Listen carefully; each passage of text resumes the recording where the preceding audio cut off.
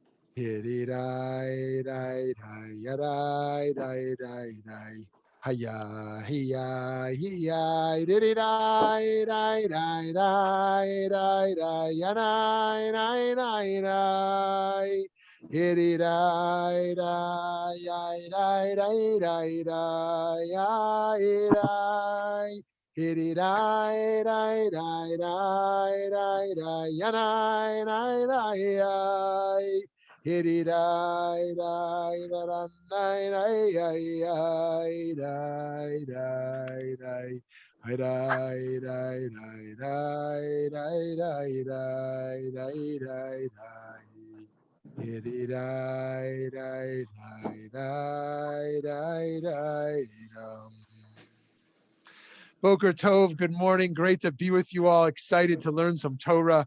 It is healing. It is healing. As Rav Kook famously says, that when there's negativity in the world, you don't fight it. Rather, you just put more positivity around you. You put more goodness around you and hope and trust that it will push away the darkness. So that's our goal here, friends, on the meta level. That's our goal. And I don't know why we're focused. The gallery, can we put this on a gallery view? Does everyone see gallery now? Okay. So friends, let's start with a little poll. Let's start with a little poll this morning. See where folks are at. Okay, can you see the poll? What is the most pressing moral issue in our time? Systemic racism, climate change, poverty, corruption, or something else? Let's give you a few seconds there to vote. Take a few seconds. Okay, let's see the results.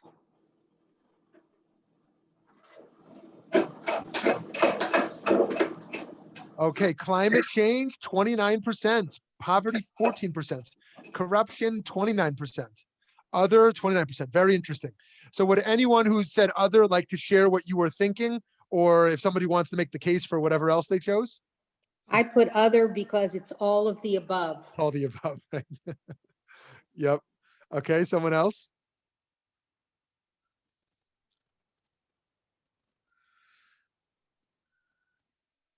I chose corruption because acts all the other, what I call systemic breakdown in morality, affects climate change, all the other issues. And you can address climate change, but if you don't address society in general, you're not going to get very far. Yeah, amazing. Thankfully, we can care about many issues at the same time. Unfortunately, there is a competing agenda among those who are working for the good to make sure their issue is number one, which can make things challenging. But okay, friends, we will continue to march forward to address some of the great ills of our day. Okay, he's moving it to present. There we go. There we go. Okay. We're lucky to have Eddie managing our slides. Okay, there we go. Friends, Malacha 35, Sotair of Sotair. So here we go. Destroying.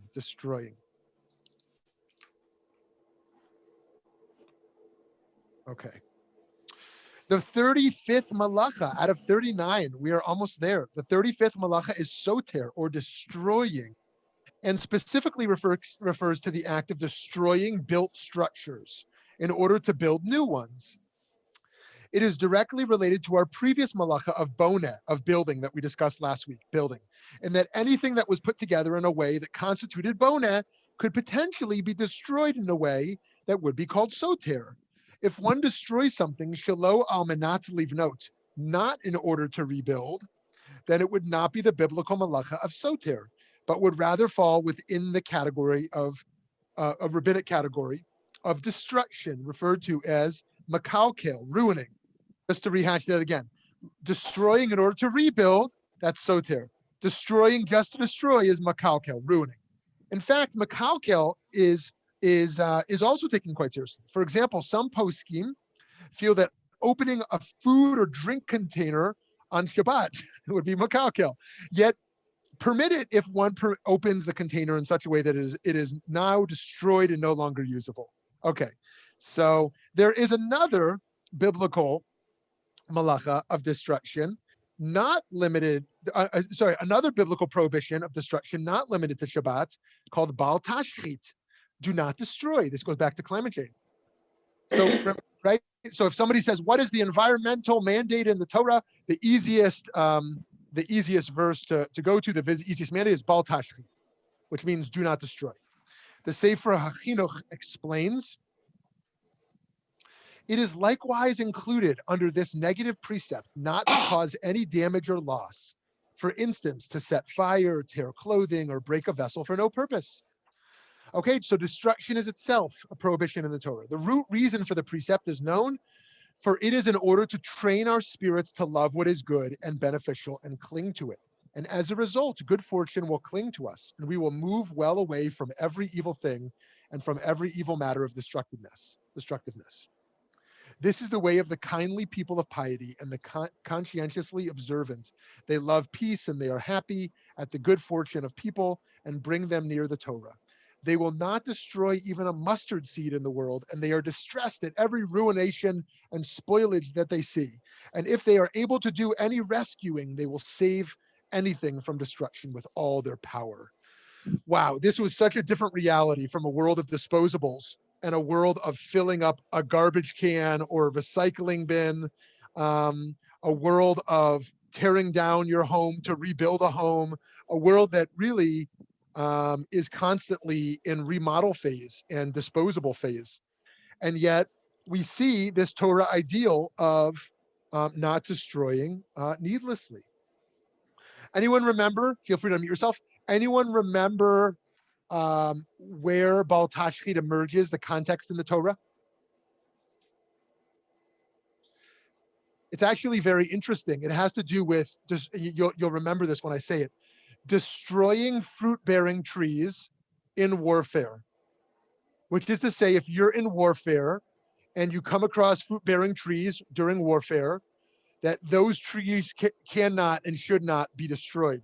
We think about that today in the Israeli-Palestinian conflict around trees and olive trees and the like. In any case, that is called Bal Tashchit, destroying needlessly. And that has to do specifically with thinking of future generations, even while we're immersed in conflict. So you're immersed in a conflict, it's a justified war. I mean, as justified as war can be. And even while you're in a justified war, you now are passing a plant or a tree that you could destroy because you're in warfare and you're allowed to destroy stuff in warfare. And yet you can't destroy it because that's for future generations and you don't need to destroy it. So that's fascinating. And that's something to think about. It's one of the earliest sources around just war theory, that even where war is justified, what are some of the moral limits? And that has to do with destruction of trees. That's why, in particular, again, when we see the olive trees emerging in the midst of Palestinian-Israeli conflicts, or we see like donkeys with bombs on them from terrorists or the like, it's particularly disturbing because of, on top of what's already disturbing. It is hard in our time of mass consumerism and constant transactions to remove ourselves from destruction. And yet we are called upon to resensitize ourselves to this. Rabbi Moshe Cordovero, if you've ever been to his grave there, I don't know if when you go to Israel, one of the things I like to do, among many other things, is to visit just amazing numbers of famous, prominent Jews who are buried. And sometimes very modestly, just like you wouldn't even know this was one of the great rabbis of their generation, or wouldn't even know this was a great poet or author. They're just all buried together. Here's the Ramak's humble kever here in Sfat, up there in Sfat. This is Rabbi Moshe Cordovero, who is not a widely known name, but one of the most important early Kabbalists and Musar teachers in Sfat. And he writes, one's compassion should extend to all creatures, and one should neither despise nor destroy them, for the wisdom above extends to all creation, inanimate objects, plants, animals, and humans. Now, this is very interesting because we know how important humans are. This emerges in all of our Jewish teachings. Okay, we also know that animals are important. They're not humans, but we understand we don't want to cause needless suffering to animals. And then plants and inanimate objects, like what would that be about? And the Ramak, as a Kabbalist who believes there's sparks of holiness in everything there are sparks of holiness, asks the question, what are we doing in the world when we destroy things? Now, of course, a rock is not holy, right? Certainly we're not Hindus who think that God is in the rock. Yes, there may be sparks of holiness, but we don't worship a rock, right? And so we're not so concerned with the sanctity of a rock. And yet, what does it mean to be sensitized towards all, not only life, but all existence, right? That we don't want to be a moral relativist where the rock matters the same as a worm, and the worm matters the same as a dog, and the dog matters the same as a human. We don't want to conflate layers of dignity and importance. And yet, what does it mean to spiritually sensitize ourselves towards conservation? Even further, we should consider the need to avoid unnecessary destruction, not only as a matter of personal responsibility. Indeed, we should also exercise empathy, taking account of how others feel when their objects have been destroyed. For example, I don't care about a rock, right? A rock is not a human, it's not an animal, it doesn't have feelings. But what if the neighbor allows their dog to go to the bathroom on my rock, right? Then do I care, right? When the neighbor, right? Then all of a sudden, whoa, this is a violation of my personal property, right? Your dog, where's your poopy bag or whatever you're supposed to bring with your dog? You know what I mean? So all of a sudden, this is your personal object. And so it starts to matter. So too, how do we think of objects in the world as a part of someone's sense of belonging? Yes, the rock, again, is not godly, even though there's sparks of holiness in everything, the Kabbalists would suggest. And yet, there are people who feel connected to objects. This is why the Chafetz Chaim felt about Shmirat HaLashon, about our ethics of speech, that we should be cautious in how we critique objects. You're walking with someone and you're like, oh, isn't that yellow car kind of a gross color? And they're like, my favorite sweater is exactly that color. And they don't say it. And so you've now offended this person. And so even the way we talk about objects, not only people, can have layers of sensitivity involved with it. Rabbi Yisrael Salanter, the founder of the Musar movement, teaches when a child's toy breaks, we should assume the child feels as bad as an adult would feel if their factory were destroyed. Wow. So unfortunately, there are teachings like this that sometimes haunt me, and thus I have to live up to the ideas that I espouse to teach. That's one of the blessings and curses of attempting to be an educator, is that you actually have to try to live what you're trying to share. And so I remember teaching this idea, and later that night, my 2-year-old daughter's doll breaking. And I was like, just a doll. We'll buy another one in a week. And I was like, wait a minute. Didn't I just say today, Rabbi Yisrael Salanter says that if your child's toy breaks, you should think of it as a parent's factory breaks. And if my factory burnt down, so to speak, would I say, you know what, I'll get a new one next week? Or would I expect everyone to help me in my time of crisis? And so I ran out to the store that night and had to buy that doll and had to make it happen. And so this is one of the interesting things about human psychology, in that we can never access what matters to someone else in the same way. You know, if you've ever been startled by someone who's not so emotionally affected by a parent dying, you're like, wait a minute, you're not affected? Like, when this happened to me, I was like in mourning for 5 years. I could hardly like breathe. And you're kind of, and the opposite. You see somebody who's very worked up about something that you'd never get worked up about. We can't access each other's systems in how we emotionally respond to loss. Very different kinds of loss. The things that work me up and the things that don't work me up, because sometimes it's not even predictable. There has been so much destruction in the past, and that occurs in the present, that it's difficult even to know how or where to rebuild. Where do we rebuild from past destruction? The late Adrienne Rich, anyone ever read her poetry? Adrienne Rich, she lived from 1929 to 2021. Oh, I didn't even realize she died. Wait a minute. She died. When did she die? She must have just died. Anyways, she offers us this meaningful poem. My heart is moved by all I cannot save. So much has been destroyed. I have to cast my lot with those who age after age, perversely, with no extraordinary power, reconstitute the world.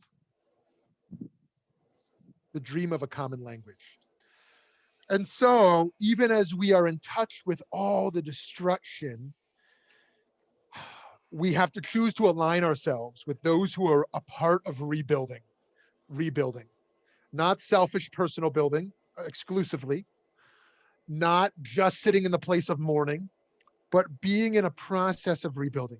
While we cannot stop all destruction, the most important choice for us is to be on the side of rebuilding. But this is not easy. Throughout history, many have tried to destroy the Jewish people. Consider that the Arch of Titus in Rome, raise your hand if you've been there. Have you seen this? The Arch of Titus in Rome, which was built as a monument to celebrate the destruction of Jerusalem in the 1st century. According to leading archaeologists, the first record of the Jewish people in history, let me repeat that. The first record of the Jewish history and people outside of the Torah's accounting is in the Merneptah. Is that how you pronounce it? Merneptah. Merneptah stele, which contains a text about an Egyptian pharaoh dating from the 13th century BCE. It states, Israel is laid to waste. Israel is laid waste. His seed is no more. I mean, isn't that amazing, friends? That the very first record outside of the Torah of the Jewish people is a claim that the Jewish people have been destroyed and no longer exist. This first allusion to Jews in history boasts that they are destroyed. Indeed, one way to tell the Jewish story is through the various attempts of nations obsessed with our melachot today of Sotair. Those who believe their constructive act in the world is actually an act of destruction. They will be a destroyer, and that is what is going to give them their prominence. Only by destroying the eternal chosen people could a nation view itself as truly victorious. And that is why one of the eternal roles of the Jewish people in over the millennia has been the people you want to conquer in order to become an eternal people. If you can conquer and destroy the seed of Israel, you will now be eternally the most powerful. It is not only about, friends, that's what's amazing. If you think about the Nazi regime, the Jews are not the powerful establishment to beat. You want to overcome the Soviet Union. You want to beat Russia, right? You want to overcome America. Who do you want to conquer? France. I mean, there was no Jewish states. Yes, Jews have power. Jews had power, but Jews were also 18 million people. There were 18 million Jews, right? Why do you want to destroy the Jews? It makes you eternal. It's beyond the power of the moment. Right, to beat the Jews places you somewhere in history of deep, powerful prominence. Consider the national catastrophe for the Jewish people found in the destruction of the Second Temple. How do we rebuild from that? At the beginning of his book, Community of Faith, Rabbi Jonathan Sachs writes, a Jewish legend. I think the source is amazing, which is why I put a huge footnote to trace where it comes from. A Jewish legend says that when the temple was destroyed, splinters from its stones entered the hearts of the Jewish people. When they gathered as Knesset Yisrael, the congregation of Israel united across space and time in the collective service of God. They became a kind of human temple, and in their lives, the divine presence found its earthly home. Friends, I just want to share how remarkable of a text this is. What this is saying is that when the temple was destroyed, how do we bring that dwelling place of God back in the world among Klal Yisrael?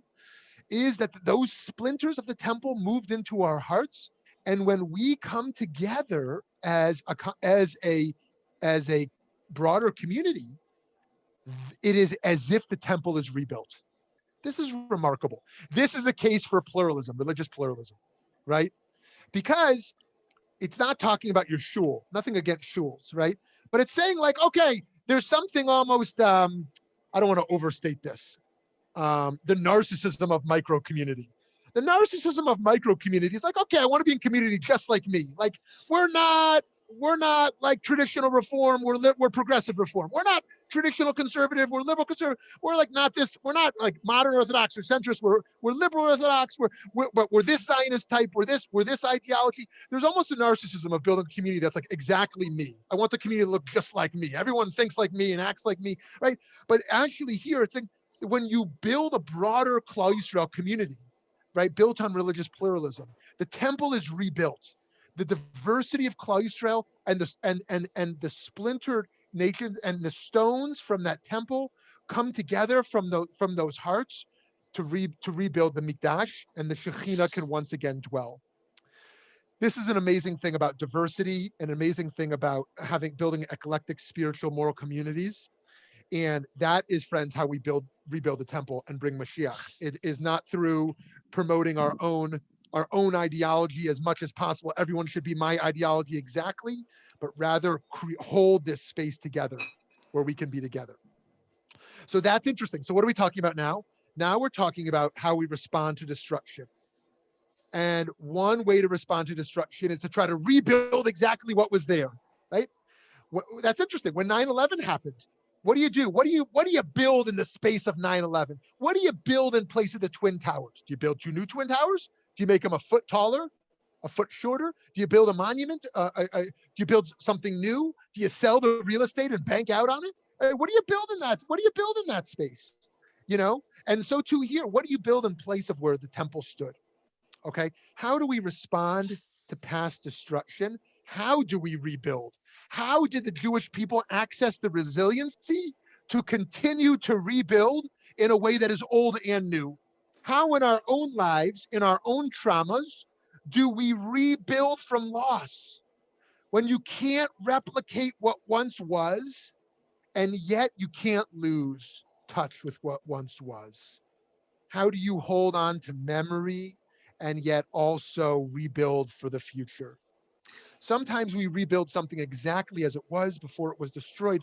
Other times we build something new in place of what once stood. With regard to the temple, while many yearn for a third permanent one, let's consider how we can rebuild a less lofty holy space in the meantime, perhaps, until the final redemption takes place. Sometimes we are so filled with righteous indignation that we end up bringing more heat than light to a situation. We've all done that, right? We bring more heat than light in a conflict.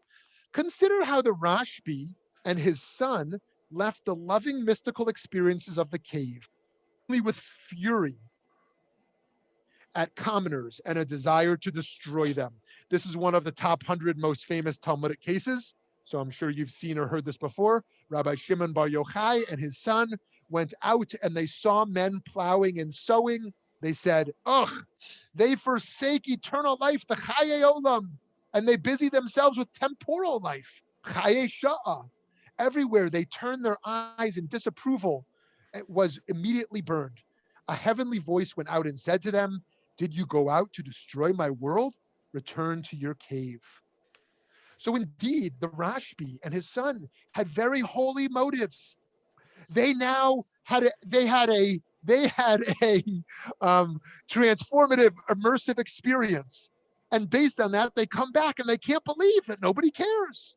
Nobody cares, and they want to burn the place around them. This is it's funny. I was on the first year of Birthright. The very first year that Birthright was offered, I was on that.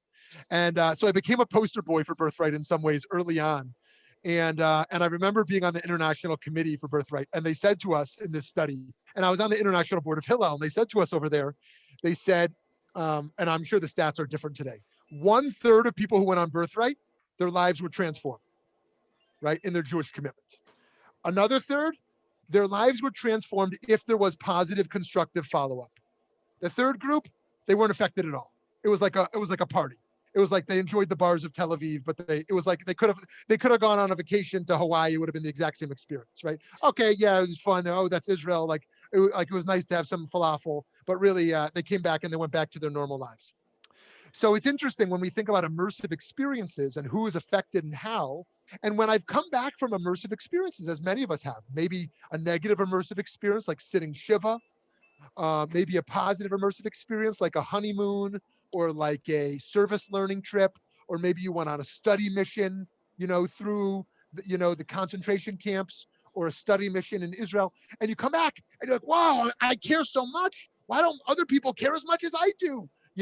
And that's what's happening to the Rashbi here. He's fired up from his cave and he wants to burn the people. What? You're just going to your jobs? Don't you know we're going to die soon? And you're just like going out to make money, like eat, drink, and be merry. Don't you see? Don't you see the deeper reality? And he can't live with them. He can't live with them. And so it says, go back to your cave because you're more destructive in your holiness than you are constructive. And so it is challenging to be loud enough, yet not too loud in our advocacy to create change. When we are trying to create change in the Jewish people and in the world, how do we be so loud and fervent, but not too loud and not too fervent?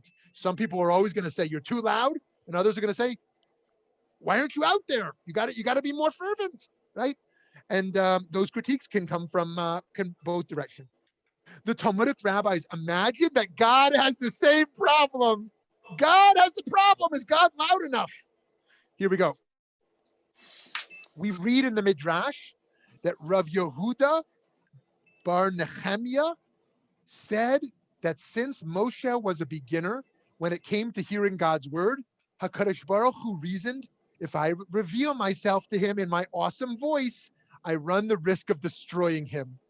On the other hand, if I speak with a soft voice, he will regard my word as trivial. So God is struggling with the same thing that activists struggle with. How loud do I be? If I'm quiet, he's going to think this doesn't matter.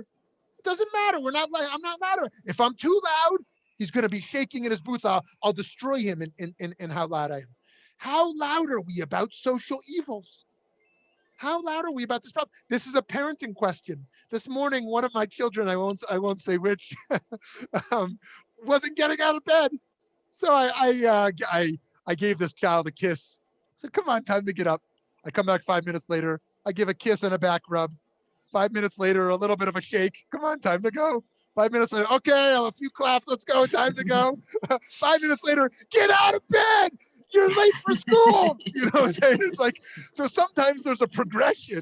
There's a progression from a gentle kiss and reminder to, to a scream. And yet, and so friends, God is struggling with the same thing about how loud we be. Here we strive to learn how to be courageous yet humble, to be bold yet quiet, to be fierce yet gentle. This is also true in the halachic tradition. We wish to prohibit all that is bad, but also to be honest and measured. Consider the Maharshal's view on that which is morally disgusting, but not technically forbidden. If a behavior is halachically permissible, but regarded by distinguished rabbis as destructive, either personally or communally, it must be presented as such, but not as halachically prohibited. To do so would be akin to heresy in terms of the Maharshal's view. So friends, this is an interesting debate. Do we wish to say everything bad Judaism prohibits? Or do we wish to say Judaism has prohibited a certain number of things? There are other things that are disgusting, but we want to be honest that they're not prohibited. I'm sure if I gave you test cases, you would fall out in different places on them. And we could return to this. But one of the things I know, and I've committed my rabbinate to, is being honest about the sources. There are many who don't wish to show the sources and merely claim that what they're saying are permitted is actually the dominant thrust of the tradition, or what they're saying is prohibited is the dominant thrust, when actually there's a whole lot more to the story. And so how do we be honest to the tradition while also being morally robust? Let me give let me give just one reprehensible example just to make the point. There are some minority views that emerge in Jewish tradition, and of course we should understand the context of anti-Semitism where they emerge, that said, if you find the lost object of a Jew, you must return the lost object. If you find the lost object of a Gentile, you don't have to return it, right? With the assumption of these are Gentiles who want to kill you, these are Gentiles who are robbing you, and in this moment where you have found some object and it is a Gentile and you don't think you'll be caught, you need not return it. This minority view does emerge in our tradition, and yet I would honestly teach that text because it's there, and yet I would repudiate such a text. I would repudiate such a text and say we are morally obligated to return lost objects, right? Let me give another case. It obviously does not say in the Torah, it is prohibited to smoke cigarettes, right? And yet, what do? If we come to the conclusion that smoking cigarettes is bad for one's health, or let me give another case. Let's say we found that wearing a mask in a pandemic was the public health responsibility. And obviously there's no text that clearly identifies that mandate to not smoke cigarettes or to wear masks. Yes, we can try to cling it to general mandates around health. And yet we want to be honest to the tradition that there's some gap there. What about kitniot on Pesach? How we talk about kitniot and other things. Okay, anyways, I'm getting too far off topic here.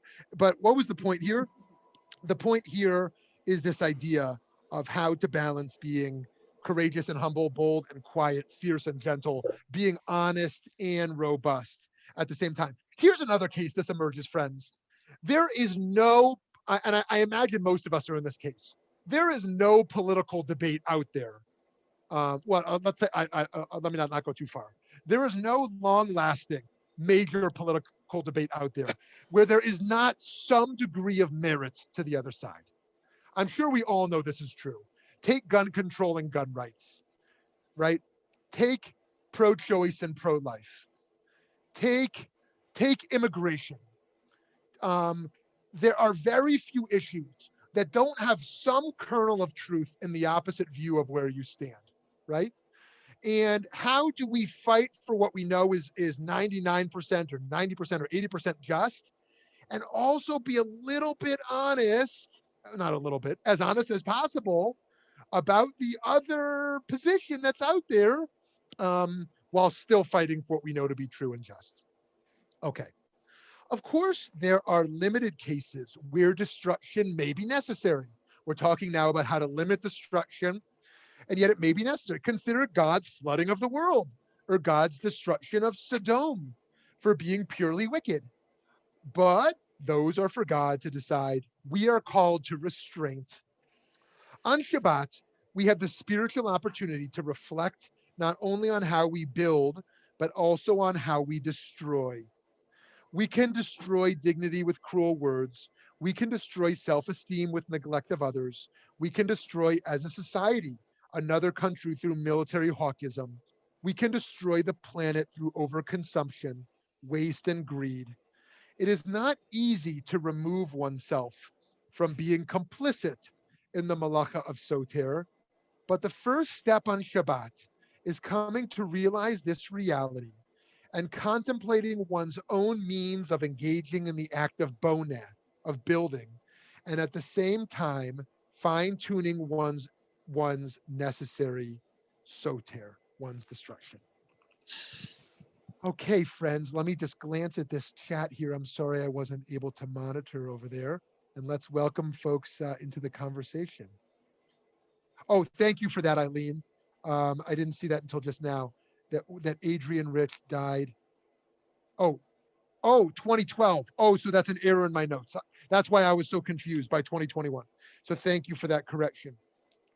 Thank you for that correction. Okay. Rabbi, I have a question regarding the notion of destruction and the notion of, I think this has been an amazing session, and I've liked how you distinguish between the notion of destroying for the notion of rebuilding versus the other notion of destruction. What I'm kind of curious, and I know that I've been I know in Judaism, the notion of rebuilding is important, but where is it where destruction of the notion of rebuilding is a prohibition in the context of a physical structure? I'm talking physical, or I'm talking kind of a non-tangible tangible destruction where we are prohibited to rebuild. Okay, great question. Where we are prohibited to rebuild. Oh my goodness, it's such an obvious text. I can't believe I didn't bring it in here. Let me just pull this up really quickly because it's such a great point you're bringing up, Eric. 1 second. Okay, here we go. You know what? I'm not gonna get too sidetracked here. There is a great Talmudic machloket, a great debate around praying in a place of destruction. Whether we are allowed to do that. And maybe I'll bring that next time so we can look at it on the inside of the text. But your question around rebuilding is very fascinating. And around tangible objects to start, Maimonides went very far on this point. He felt that we couldn't even destroy a bottle.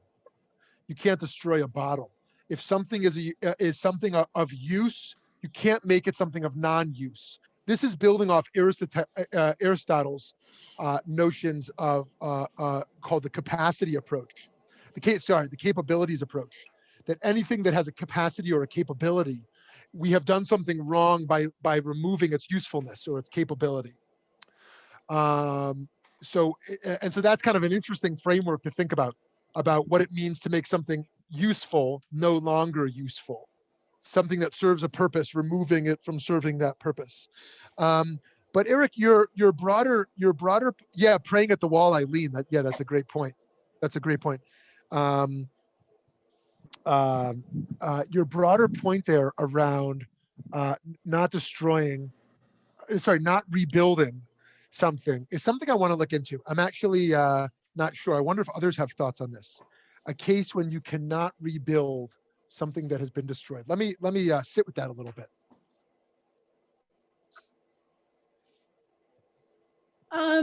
Along with that, at the destruction of the towers, the choice to not rebuild, but to make it a memorial with lights, the lights are not permanent. It's transitory. And I think that carries a stronger message than rebuilding a building in its place. Very interesting. Thank you, Eileen.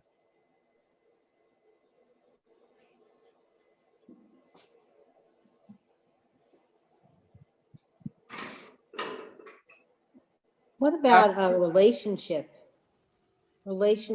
that maybe a relation, let's say in a divorce situation where a relationship is just, something is destroyed. I mean, obviously the marriage comes to an end officially. You might rebuild, I shouldn't say rebuild, you might build a different type of relationship depending upon the circumstances, but you wouldn't be rebuilding the exact relationship that had been destroyed by the divorce, for example. Right. Yes. This is a great point. And we can look at it through both frameworks, the one that Cheryl brings here, where it does dissolve, and also this one around where the relationship doesn't dissolve. And yet there's been a breach of trust or of confidence, and someone wishes to rebuild within that framework still. But when there's dissolving, this is very actually interesting when you look at this psychology, and tell me if this is different than your experience. My experience with people who have been divorced and look to start new relationships is they heavily look for someone who's in many ways the opposite of what they hated the most in their previous partner. Sometimes far overcompensate in that direction in a way that leads to a new set of problems. but one is so desperate to find someone who is at least in that specific area. I think of someone in my own family who she was married to a very kind of straight type of cop, and then she married like a rock band guy who was very loose and like just like a totally different personality type. And so there is something like that. There's also the tragic case of the loss of a child. The loss of a child, where sometimes when a new child is born, there's a great difficulty in not seeing that previous child in the new child, that relationship. And so this is of course very complicated as it comes to transference and other psychological maneuvers around how we and projections, how we see others within others, see others as opposites of others we didn't like, see others as similar to others who we long to be with. In fact, this is how when Isaac marries, is it Yitzchak? I'm pretty sure it's Yitzchak who marries right after his mother dies, right? And it says there in the commentaries in the Mefarshim that he was basically marrying his mother, right? His mother was his source of stability in the world, and as soon as his mother was gone, he needed this new partner, this new person, this new woman, and she basically became. And I think some people view their partners like that. A husband can be like a father, a wife can be like a mother.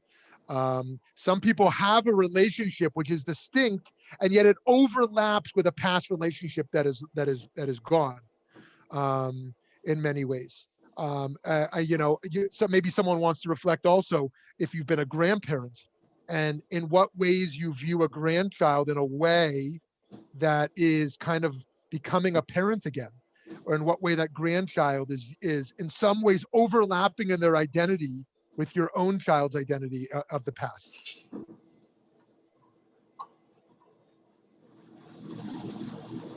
Rabbi, I wanted to say something about destroying and rebuilding. It depends on how something was destroyed or why it was destroyed. So you could rebuild to build better, and you could rebuild for memory, for memorial's sake. I'm thinking of the Auschwitz, right? So there are different reasons for rebuilding, and there's not one answer. Yeah, beautiful, Carol. So thank you for that. And that's actually triggering some memories now, and how your point is related to Eric's, where Eric, actually the only case I can think of, normally we say when something is destroyed, you rebuild, and you rebuild stronger. There's a fire at your synagogue, so you don't say, oh, too bad, like let's close up shop. You raise the funds, you get the insurance claims, whatever you got to do, you rebuild, and you rebuild better, right? But the only prohibition of rebuilding I can think of is actually the temple. You're not allowed to rebuild the temple. There are people today who want to get on the Temple Mount. They want to build a third temple right now. They've got even these organizations in the old city that are making the replicas of what things will look like. They are ready to go. It is a prohibition to rebuild the temple until a Messianic era. And so that is kind of an interesting case that emerges over there, where normally there's not such a prohibition. Now there is in a slightly related way, and I hope this isn't offensive in any way, but there is a traditional framework that kedusha can go up, not down, and the way that plays out with institutional structures is, let's say you have to sell your synagogue because you're merging, or you are building a new land, or you're closing shop. You can't sell to another religion. You can't sell your synagogue to become a church or a mosque. You can buy the mosque or the church and make it into a synagogue, but you can't sell your synagogue to become. So how do you do it? Because who wants a synagogue, right? Maybe a movie theater, but who wants it? I mean, probably a house of worship based on how it's built. And so the way we get around it is you make a legal transaction where you sell to a party in between the two parties, so that the sale can go through. And of course, maybe outside of a traditionalist framework, maybe synagogues aren't concerned with such issues. But here the idea is you're basically destroying is a little strong, but dismantling the institution as a synagogue And so how do you allow that space to be rebuilt beyond your own identity there? And kind of, that's interesting how there's a memory. Here's another case. You can't take down your mezuzahs on your home if a Jew is moving in, right? You can't take your mezuzahs down because, so if it's not a Jew moving in, no problem. Or if the Jew is moving in and they say it's okay, you can take them. But so too, you're dismantling this as your home. Destroying is a little too strong, but you're removing your Jewish home identity, and yet the structure is still there. There's still some responsibility to the structure. Okay, someone else want to jump in? Rabbi. Yeah. I have a small factual question and then my usual Shabbat question. So the 39 melachot are based on what was done to build the tabernacle, the Mishkan. So the little question is, where is destruction used to build the Mishkan? And then my usual question is, so what's the takeaway for Shabbat? What are we supposed to think about in terms of destruction during Shabbat? Okay, wonderful question. Wonderful question. To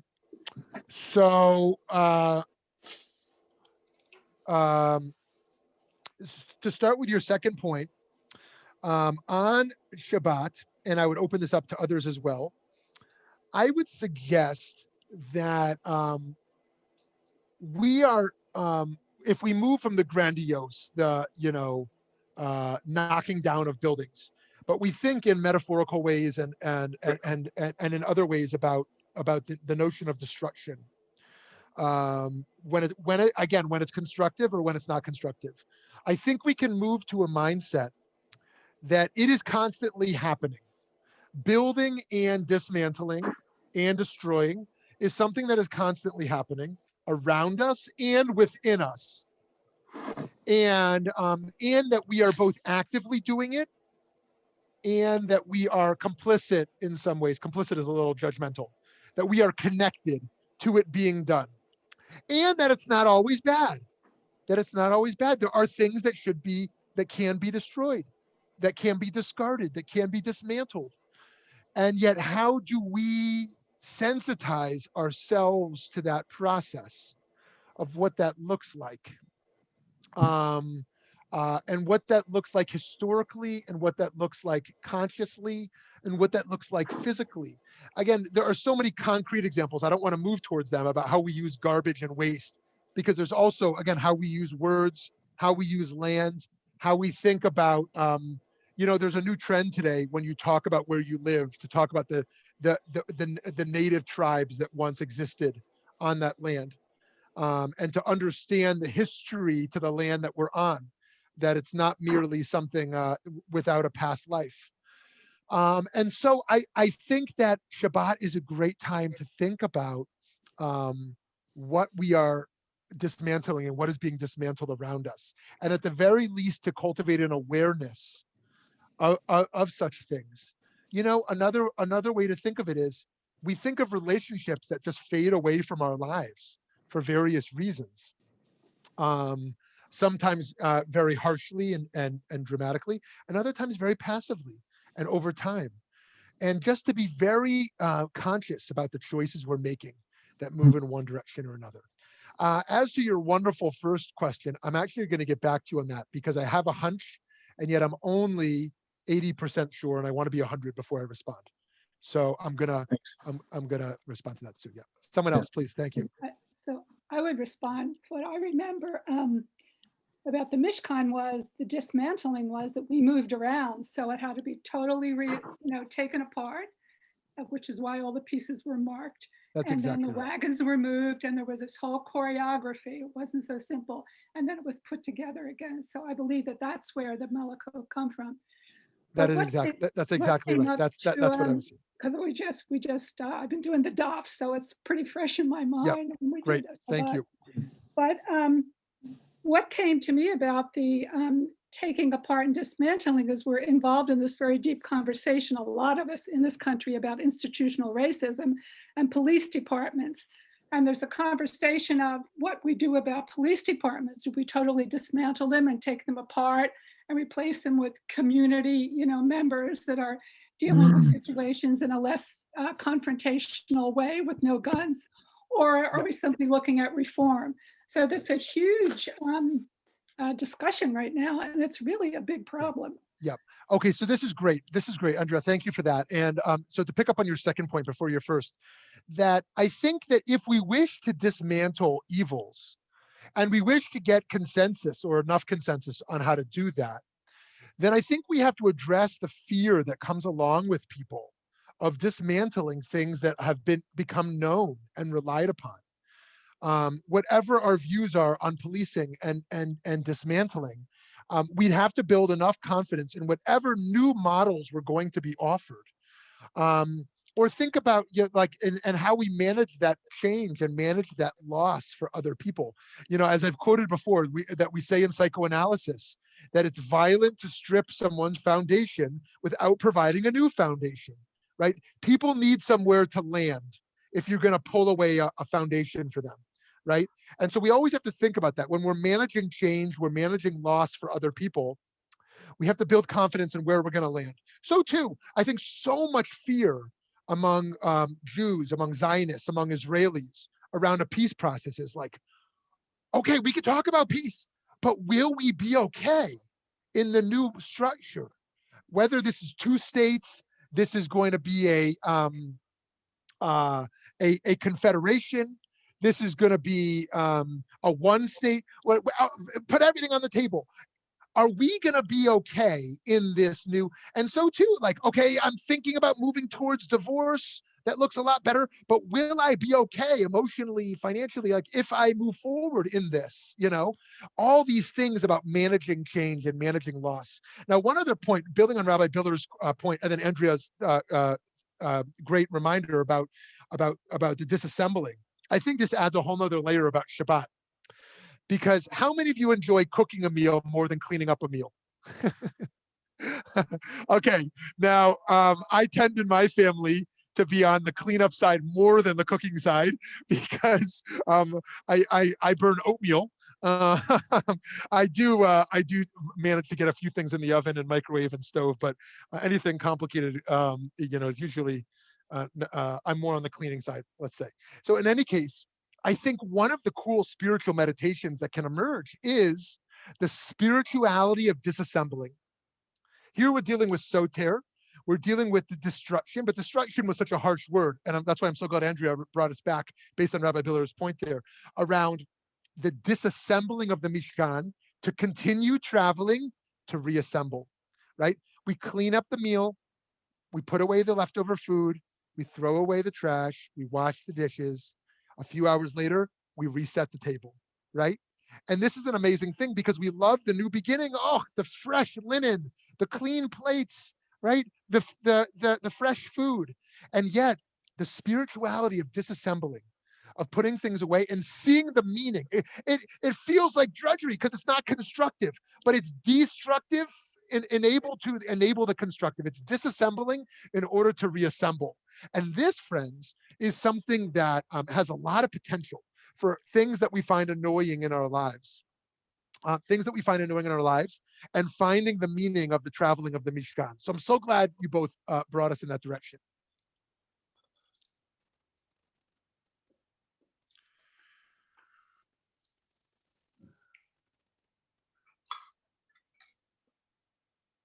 Let me say another way to say that. Think of a surgery. A surgery feels like only horrible. You have to replace a knee, right? You've got a hernia. It feels like only a burden, only a curse. Of course it is, right? And yet, how do we think about those barriers, putting away the food that doesn't feel constructive, but as a means towards a new beginning? How do we think about such surgeries as a rebuilding stronger? How do we find meaning in such disassemblies? I want to pick up on that a little bit. Traditionally, that act of disassembling was women's work. We women did it again and again and again and again. It's holy work.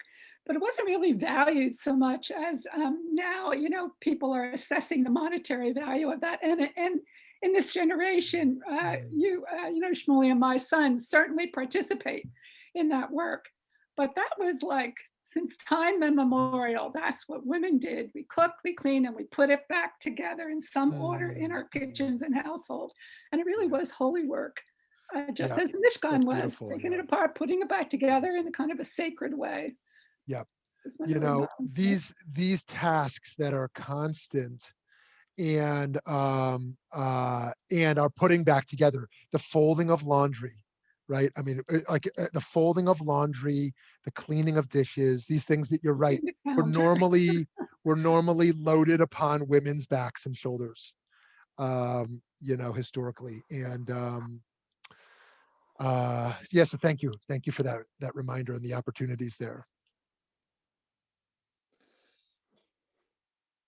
Yeah, and Vicky's point here in the chat is also really helpful, that in rebuilding, we have to go through this process as well of shedding behaviors and biases that accumulated, right? This is such an amazing opportunity to think about that when we disassemble in order to reassemble, it is also a growth experience.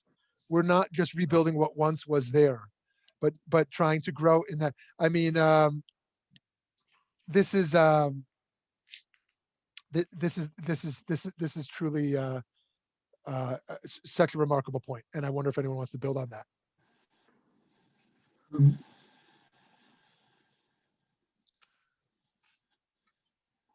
Kind of randomly related, I think. You know, when sometimes there's a shooting somewhere, and then you see the school principal that day or that Monday say, you know, we're moving forward. It's like, it makes me crazy. There's no recognition of the letting go process because there's such a focus always on the building.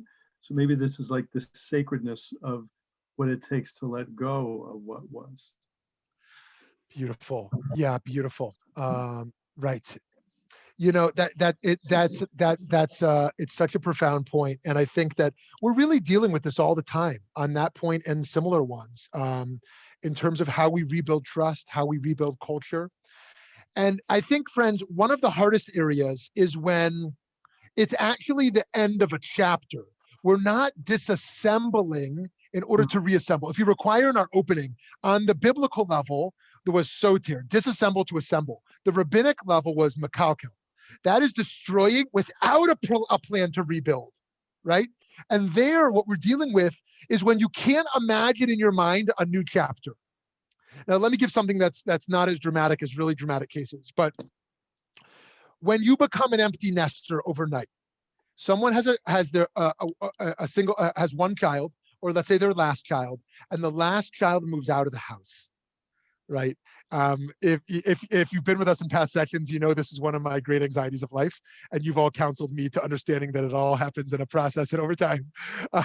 And yet, I often think about how long a parent keeps their child's room, if they were fortunate to have a room, their room.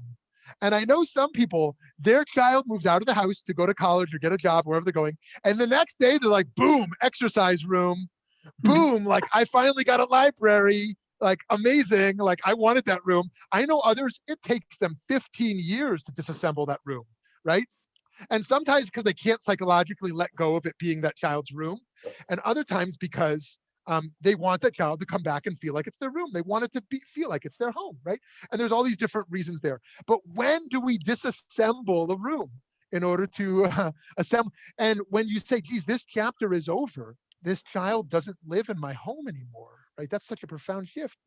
And that chapter is over. Like, is that just an end, or is that a rebuilding of a new phase? And what does that look like? And friends, we are always doing this. We are always doing this holy work. And I think that these thresholds, these transitions, this is the last point I'll make, is the bracha of the Mezuzah. The Mezuzah, friends, is right there on the doorpost to remind us that we live in a world of transitions. We are constantly at marking ends and new beginnings, constantly. And yes, we may construct narratives that look like it's not happening all the time, but it is happening all the time. Of these ends and new beginnings. And the Mezuzah is there to say, bring the integrity of the holiness in your values as you pass through the doorway.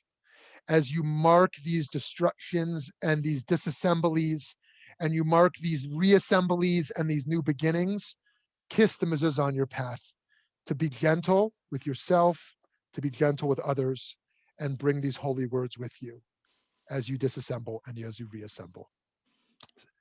See you for 36 next week. Have a great day. Thank you so much for joining.